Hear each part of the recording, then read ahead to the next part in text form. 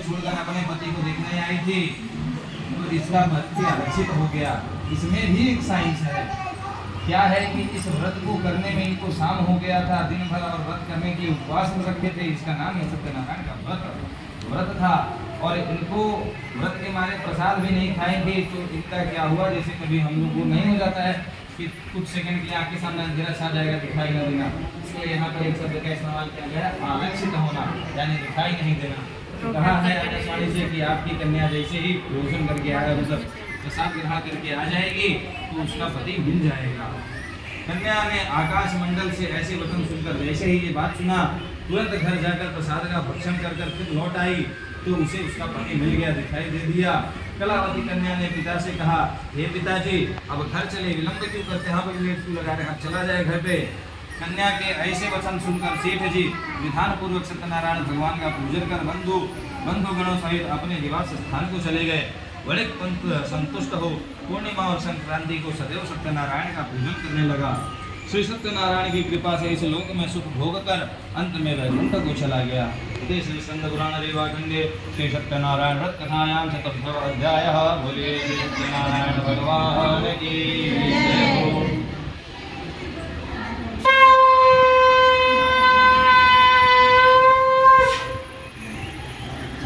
पंचमो अध्यायः।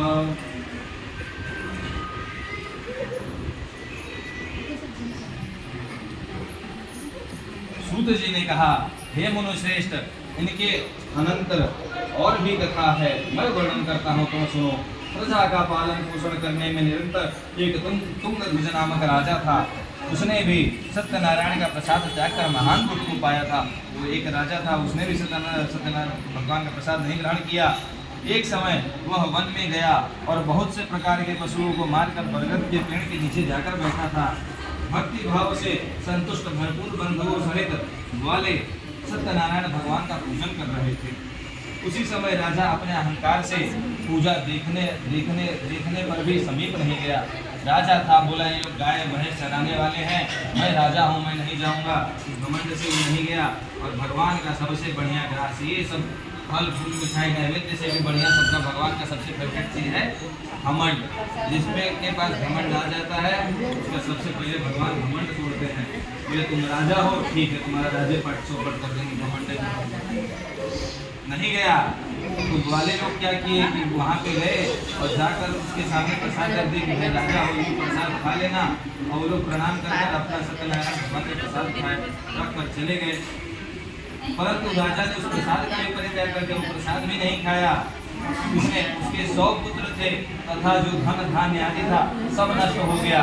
राजा अपने मन में विचार किया कि सत्यदेव ने ही धन और मेरे पुत्रों को नष्ट किया है, यही ठीक निश्चय है, तो अब वहीं चलना चाहिए जहाँ सत्यनारायण का पूजन हो रहा था। अब सब खत्म हो गया, जहाँ पूजा हुआ था वहीं चला जाए। अब जब तक राजा थे तब तक नहीं पहुँचे, दुख में सुमिरन सब करे, इधर सब करे, सुख में करे न कोई, वही हाल है। जब राजा थे तो वहाँ नहीं गए,